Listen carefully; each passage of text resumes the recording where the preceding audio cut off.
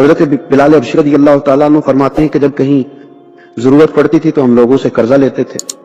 وہ ایک دن مجھے کہنے لگا مجھ سے قرضہ لے لیا کرو, میرے پاس پیسے پڑے ہوتے ہیں. میں نے اس سے قرضہ لے لیا نبی پاک صلی اللہ علیہ وسلم کے مہمانوں کے لیے, کیونکہ میری ذمہ داری تھی مہمانوں کی دیکھ بھال.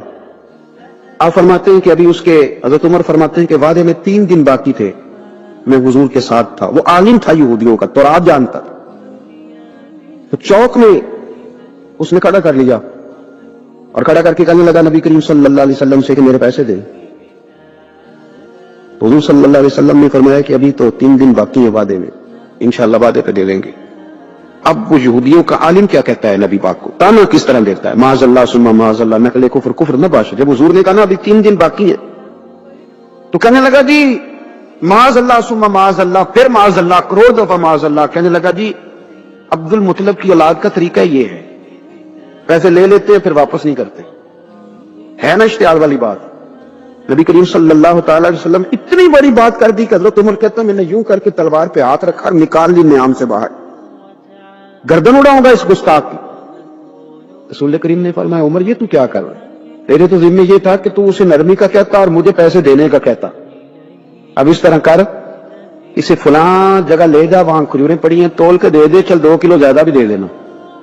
حضرت عمر کہتے میں لے گیا اور میں نے 2-3 کلو کھجوریں زیادہ دی, اور میرے اندر جو اس کے بارے میں کوفت تھی وہ جاتی نہیں تھی. میرا دل کرتا تھا کاٹ ڈالو اسے, اور جب میں نے دے لی نا تو میرے قریب آیا, میرے گھٹنے پہ ہاتھ رکھا. آنسو بڑے قیمتی ہوتے, ایک کبھی نکلتے.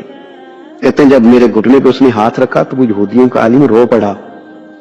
کہنے لگا عمر تیرا کیا خیال ہے کہ میں بلا وجہ جی میں نے بات کر دی؟ کہا نہیں, روتا کیوں ہے, پہلے بے ادبی کرتا اب روتا ہے. تو کہنے لگا عمر میں کوئی معمولی آدمی نہیں, میں پڑھا لکھا بندہ ہوں. معمولی ہوتا تو جلدی مان جاتا, میں تورات کا, انجیل کا, زبور کا عالم ہوں. میں نے آخری نبی کی ساری صفتیں اپنی کتابوں میں پڑھی ہیں. میں نے ساری باتیں چھپ چھپ کے نبی پاک میں دیکھ لی تھی. ایک بات میں نے حضور کی آزمانی تھی ابھی, وہ یہ تھا کہ نبی پاک کے سامنے جتنی بھی جہالت کرو گے نا, اللہ کے رسول کا حلم اس پر غالب آ جائے گا, حضور کا صبر اس پر غالب آئے گا. میں نے نا آج وہ آزمانا تھا, اور میں نے نا سازش کر کے بلال کو پیسے دیے تھے, اور میں نے سازش کر کے 3 دن پہلے مانگے تھے. اور عمر تجھے مبارک ہو, میں نے تو آزما کے مانا ہے, تو بغیر آزمائے محمد عربی کا غلام بن گیا. اب لے جا, مجھے معافی بھی دلا, اور نبی پاک صلی اللہ علیہ وسلم کی غلامی بھی میرے لیے. الا من اتى اللہ بقلب سلیم, مگر یہ کہ جو بندہ قلب سلیم لے کے اللہ کی بارگاہ میں آئے. قلب سلیم. کچھ بوجھ انسان کے ظاہری ہوتے ہیں اور کچھ باطنی ہوتے ہیں.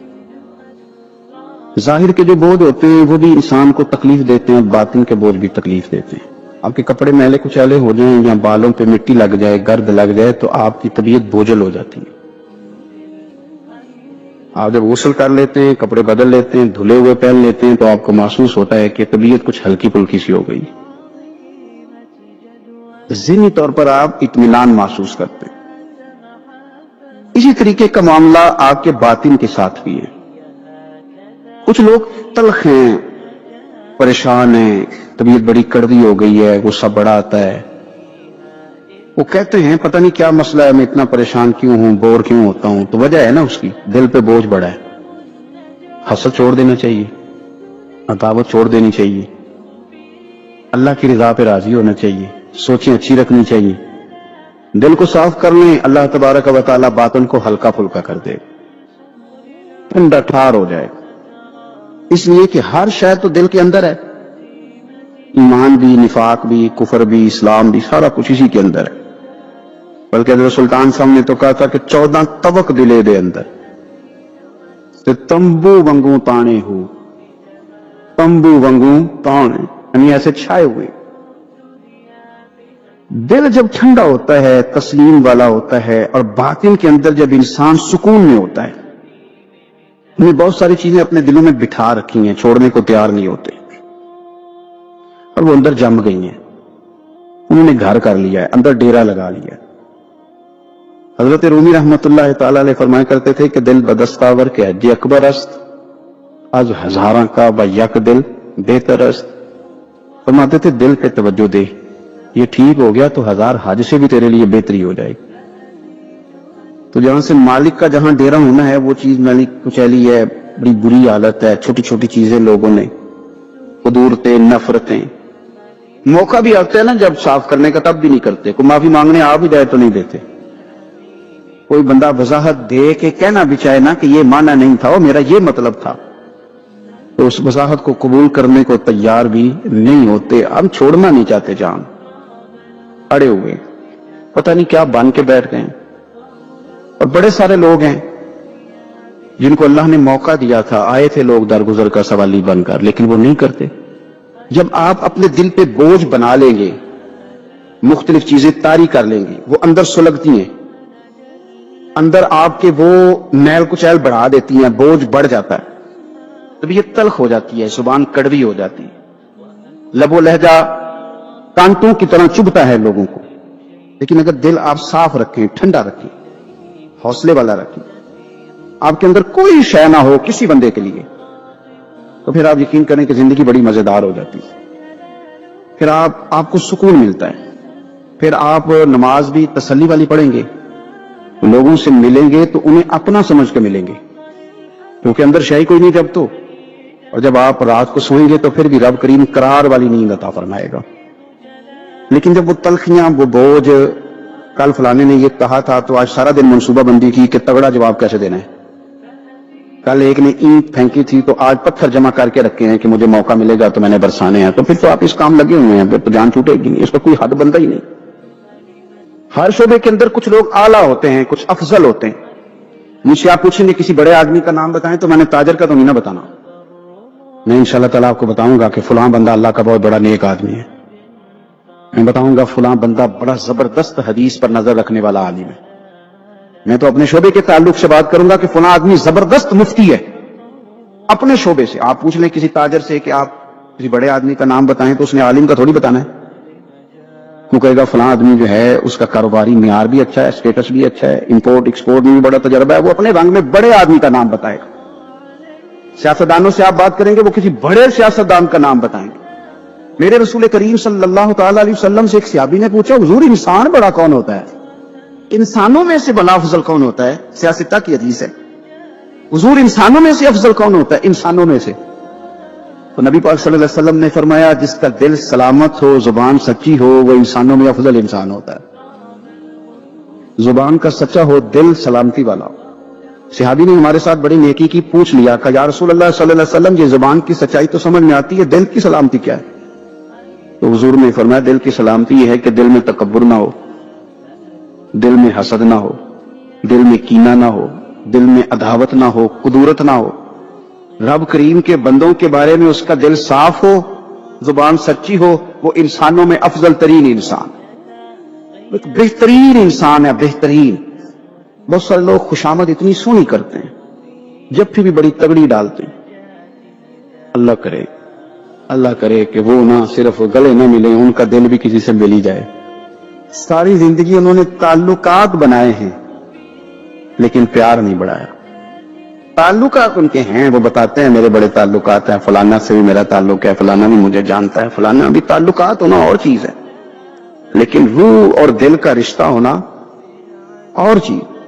क्योंकि हम जाती तौर पे किसी को अच्छा जानते ही नहीं, किसी पे आज तक दिल खड़ा ही नहीं हुआ, हमें कोई ना कोई कमजोरी नजर आ जाती।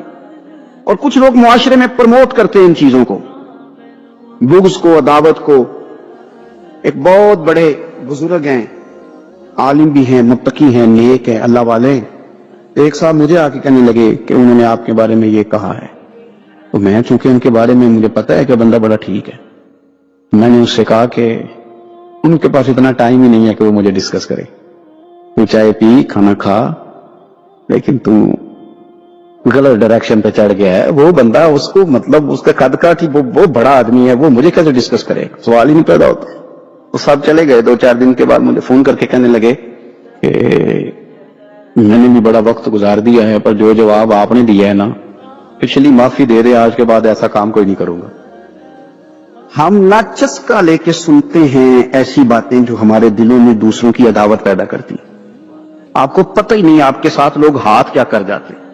ओए होए होए, یعنی آپ اس کی بھی بات سنتے ہیں جو آپ کی ماں کے خلاف آپ کے بارے میں بات کر رہا ہے، اور خدا کے بندو اس کی بھی سن لیتے ہو جو آپ کے والد کے بارے میں جس نے بات وہ سن لیا آپ نے، یہاں بٹھا لی، یعنی قبلہ، کعبہ، شیخ، استاد اور مرشد کے بارے میں جس نے کچا جملہ آپ نے وہ بھی سن لیا، تو پھر تو آپ نے موقع دیا نا میل کو اندر تک، روح تک اترنے کا۔ آپ کو پتا ہے میرے رسول کریم کا وہ قلب عطا ہے جس کے بارے میں رب فرماتا ہے کہ نزل علی قلبک، محبوب یہ جو میں نے قرآن پاک نازل کیا میں نے آپ کے دل پہ نازل کیا، اور اللہ فرماتا ہے محبوب آپ کو اللہ نے اپنے فضل سے فبما رحمت من اللہ لنت لہم، اللہ نے فضل کر کے آپ کا دل نرم کر دیا ہے غلاموں کے آگے، اور یہ میرے رسول پاک کا قلب اطہر ہے۔ حضور فرماتے ہیں کہ میرے گلے سے لے کر ناف تک حضرت جبریل نے انگلی چلائی اور میرا سینہ کھلا اور اندر سے دل نکالا، اور پھر رب نے جو معرفت کے نور بھیجے تھے وہ اس کے اندر داخل فرمائے۔ میری بات کو سمجھے، اتنا پاکیزہ قلب اطہر، کوئی چیز وہاں جا سکتی ہے؟ کسی شخص کا ڈالا ہوا فتنہ معاذ اللہ کو سوچ بھی سکتا ہے وہاں تک جائے گا؟ لیکن آپ پڑھیں ترمذی کے لفظ، قلم ٹوٹ گئے، تربیت ختم ہو گئی ان باتوں پہ۔ اتنی بڑی بات اللہ کے رسول فرمانے لگے، سنو بھائی میرے غلاموں، مجھے کوئی بندہ کسی صحابی کے بارے میں کوئی بری بات نہ پہنچائے۔ حضور آپ کا تو دل صاف ہے، آپ کا تو نور علی نور ہے، اس سے تو قرآن گفتگو کرتا ہے، کوئی پہنچا بھی دے گا تو کیا اثر ہوگا؟ لیکن حضور نے فرمایا وہ دروازہ کھولنا ہی نہیں جس سے لوگوں کی عداوت دل میں آتی ہے۔ فرمایا کوئی مجھے کسی کے بارے میں کوئی بات نہ پہنچائے، اس لیے کہ میں جب تمہارے سامنے آنا چاہتا ہوں تو کھلے سینے کے ساتھ آنا چاہتا ہوں۔ میری بات کو سمجھے؟ آپ کہتے ہیں نہیں جی ذرا سناؤ بھلا وہ کیا کہہ رہا تھا، کرنا بات جلدی کرنا، بڑی پریشانی لگ گئی ہے، جلدی بتا۔ تو اب وہ بتائے گا تو اندر میل تو آئے گی۔ لوگ سنتے ہیں، تلاش میں رہتے ہیں، وہ میری بات نہیں ہے، اور پھر امی کی بات ہے۔ وہ کہتے ہیں مکھیاں دو قسم کی ہوتی ہیں، ایک جب بھی بیٹھتی ہے پھول پہ بیٹھتی ہے، لیکن پھر جب چھوڑتی ہے تو شہد چھوڑتی ہے، اور ایک جب بھی بیٹھتی ہے کسی گند پہ بیٹھتی ہے، کوئی کمزوری ڈھونڈتی ہے، کوئی غلط بات تلاش کرتی ہے، پھر جب چھوڑتی ہے تو بیماری چھوڑتی ہے۔ آپ ان مکھیوں سے بچیں جو گندگی تلاش کرتی ہیں اور پھر آپ کے دل میں بغض اگاتی ہیں۔ رسول کریم علیہ السلام نے فرمایا خبردار مجھے کوئی بات نہ پہنچانا۔ میں نہیں چاہتا کہ جب کوئی بات پہنچ جاتی ہے تو پھر مجمع میں بندہ نظر ڈالتا ہے تو وہ بندہ چبھتا ہے جس کے بارے میں پتا ہوتا ہے کس نے یہ کہا تھا، یہ کیا تھا۔ حضور فرماتے ہیں میں جب تمہارے سامنے جانا چاہتا ہوں تو کھلے دل کے ساتھ جانا چاہتا ہوں۔ لیکن نا بڑی سادی سی بات ہے کہ دو بھائی ناراض ہو تو بڑا کہتا ہے اس نے میری بے ادبی بڑی کی، تو چھوٹا اگر پاس آ جائے اور پیر پکڑ لے کر چل یار معاف کر دے، تیرا بھائی نہیں، پتہ کیا ہوتا ہے؟ صرف معافی نہیں ملتی، ہاں صرف معافی نہیں،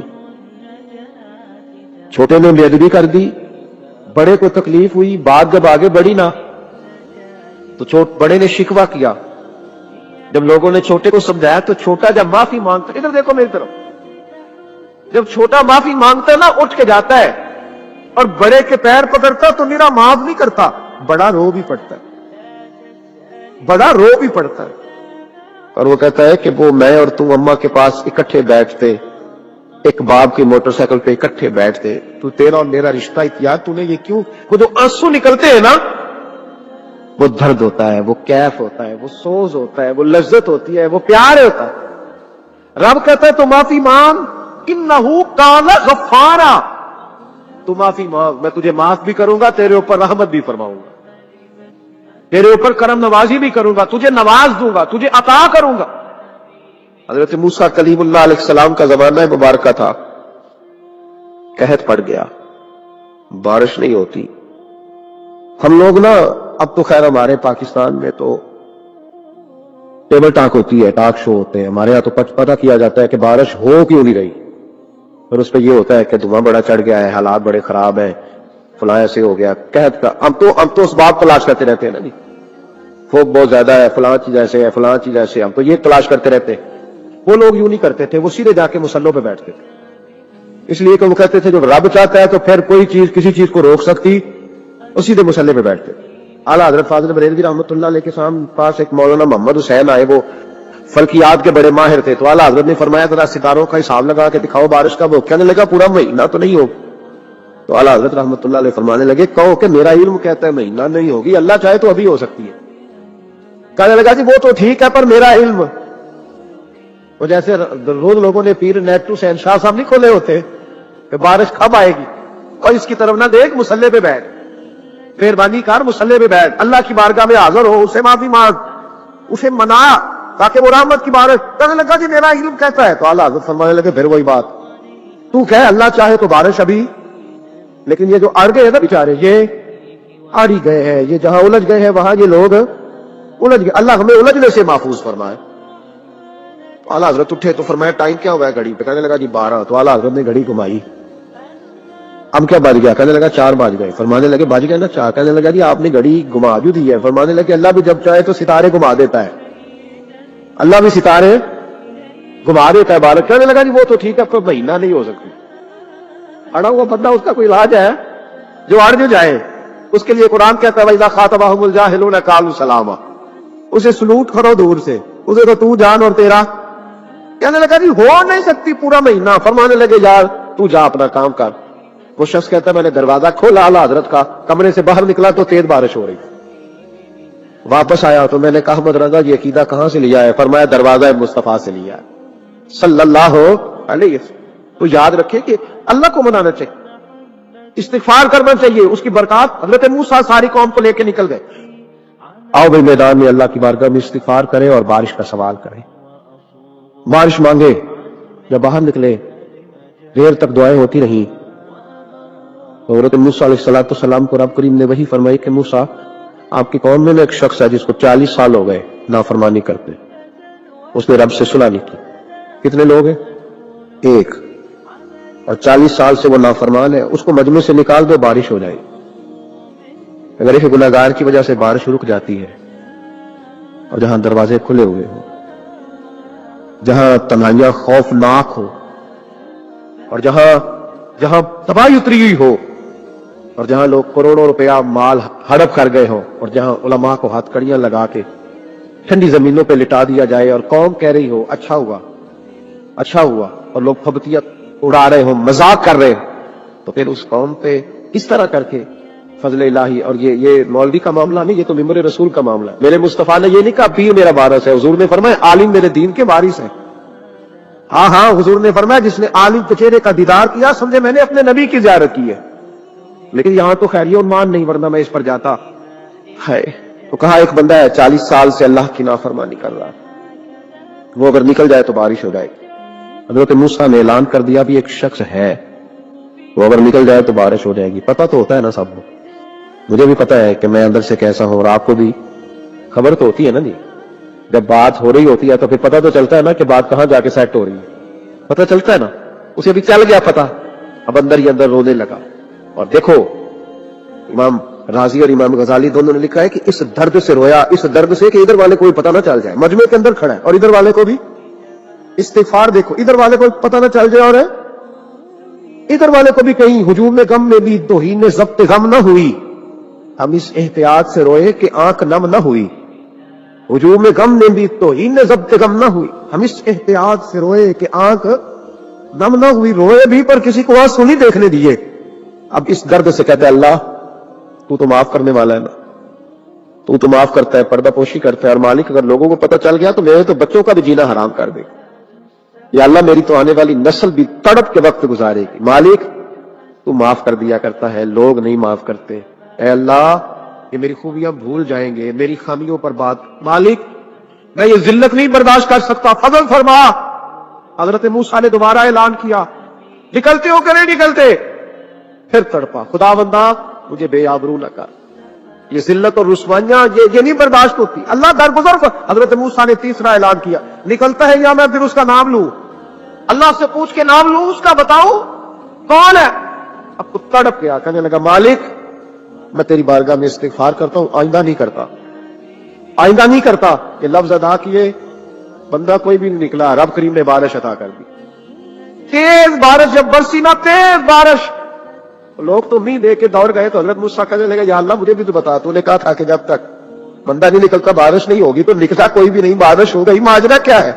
تو رب کریم نے فرمایا موسیٰ بس اس نے مجھ سے صلح کر لی، اس نے مجھ سے صلح کر لی. اور امام غزالی نے لفظ لکھے, حضرت موسیٰ نے پوچھا, حالانکہ اللہ اپنے نبیوں کو غیب کے خزانے دیتا ہے, پوچھا کہ اللہ مجھے اس کا نام بتا دے. تو رب کریم نے فرمایا موسیٰ جب گنہگار تھا تب نہیں کسی کو بتایا, جب پاپی تھا تب نہیں بتایا, جب مجرم تھا تب نہیں بتایا, اب کیسے بتا دوں؟ فرمایا اس کی میری صلح ہو گئی ہے. اور فرمایا جو بارش نہیں نہ ہو رہی تھی وہ بھی اس کی وجہ سے نہیں ہو رہی تھی, اب جو ہوئی ہے نا تو یہ بھی اسی کی وجہ سے ہوئی ہے. یہ بارش جو ہوئی ہے تو یہ بھی اس گنہگار کے سبب سے اپنی راتیں اللہ کے ساتھ گزارے. مصلی پہ بیٹھے, میرے اساؤ رحمۃ اللہ علیہ سے جب کو کہتا نا کہ بڑا پریشان ہوں تو کچھ بتائے, تو فرماتے آج رات مصلی پہ بیٹھ کے اپنے رب سے بات کرنا, میں بھی بات کروں. بندوں کو دکھ بتانے سے عزت میں کمی آتی, اور اگر اللہ کو بندہ اپنے دکھ بتائے تو اللہ عزتیں بڑھا دیتا ہے. حضرت امام حسن سے آ کے وظیفہ پوچھا, اس شخص نے کہا حضور اولاد کوئی نہیں تو وظیفہ بتائے. تو آپ نے فرمایا استغفار پڑھا کر. کیا کر؟ اس نے کہا ٹھیک ہے. تو حضور پھر میں دوبارہ کب آؤں؟ تو امام حسن کہنے لگے بے اولاد ہے نا تو, استغفار کا وظیفہ بتایا نا؟ کہا. فرمانے لگے اب اس وقت آنا جب اللہ تجھے 10 بیٹے عطا کرے گا. کتنے؟ 2-4 نہیں, 10 ہی کہہ دیے. تو حضرت امیر معاویہ رضی اللہ عنہ دیکھا, کہنے لگے حسن اتنا بڑا دعویٰ. آپ فرمانے لگے میں نے کہہ دیا نا تو اللہ فضل کرے گا. ہاں اللہ خیر کرے گا, خیر ہو جائے. وہ شخص کئی سالوں کے بعد آیا, کئی سالوں کے بعد, تو حضرت امیر معاویہ کو بھی ساتھ لایا. کہنے لگا حضور اللہ کے فضل سے اللہ نے 10 بیٹے عطا فرمائے, پورے 10 ہی اللہ نے دیے. تو حضرت امیر معاویہ کہنے لگے جناب بات تو آپ کی سچی ہو گئی, تو مجھے بھی بتائیے وظیفہ کہاں سے لیا؟ فرمانے لگے قرآن پاک سے, سورہ نوح کی 10, 11, 12 آیت پڑھو. اللہ فرماتے تم استغفار پڑھو, میں تمہاری بیٹوں سے بھی مدد کروں گا, مالوں سے بھی مدد کروں گا. تو میں نے استغفار بتائی تھی, اور قرآن میرے اللہ کا ہے, رب کا وعدہ جھوٹا ہو سکتا؟ فرمایا 10 بیٹے ملنے تھے, میں نے کہہ بھی دیا تھا. اور میرے بھائیوں یاد رکھیں, استغفار اللہ کی رحمت نازل کر. ایک ہوتا ہے خوف, ایک ہوتی ہے خشیت. خوف والے لوگ توبہ کرتے ہیں, خشیت والے استغفار کرتے ہیں. ایک ہوتا ہے خوف, ایک ہوتی ہے خشیت والے استغفار کرتے ہیں. نبی کریم علیہ السلام نے فرمایا میں دن میں 100 مرتبہ استغفار کرتا ہوں. دن میں توبہ والا کہتا ہے کہ میں بھول گیا تھا, مجھے معافی مل جائے. اور خشیت والا کہتا ہے میرا یار ناراض نہ ہو جائے, وہ استغفار ہی کرتا رہتا ہے, وہ معافی. حضرت رومی نے مثال دی ہے, فرماتے ایک عورت تھی تو بھیک مانگا کرتی تھی. ایک دن بادشاہ کے دروازے پہ بھیک مانگنے گئی تو بادشاہ کو پسند آ گئی, اس نے نکاح کر دیا. 20 کنیزائیں اس بی بی کے پاس تھی خدمت کرنے کے لیے, روٹی دینے کے لیے, کپڑا دینے کے لیے, لیکن وہ ہر وقت روتی رہتی تھی, ہر وقت روتی. ایک سمجھدار کنیز کہنے لگی کہ ملکہ اب تیرا درجہ بہت بڑا ہے, تو ہر وقت روتی رہتی ہے, معافی مانگتی رہتی ہے ہر وقت, کون سی ایسی نعمت ہے تیرے پاس نہیں؟ تو وہ کہنے لگی اس لیے تو روتی ہوں.